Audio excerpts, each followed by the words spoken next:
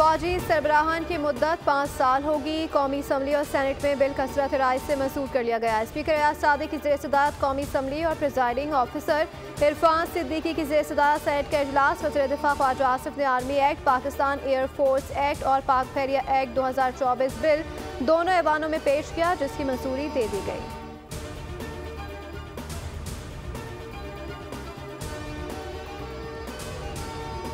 और supreme court और high court में जजेस की तादाद बढ़ाने का बिल भी कौमी असम्बली और सेनेट से मंजूर कर लिया गया। वज़ीर कानून ने Supreme Court practice and procedure तरमीमी एक्ट पेश किया। सुप्रीम कोर्ट के जजेस की तादाद 17 से बढ़ाकर 34, जबकि इस्लामाबाद हाई कोर्ट में जजेस की तादाद 9 से बढ़ाकर 12 करने की मंजूरी दे दी गई। कौमी असम्बली के बाद सेनेट में भी Supreme Court practice and procedure तरमीमी बिल कसरत राय से मंजूर। अपोजिशन का शदीद एहतजाज, बिल की कॉपियां फाड़ दी।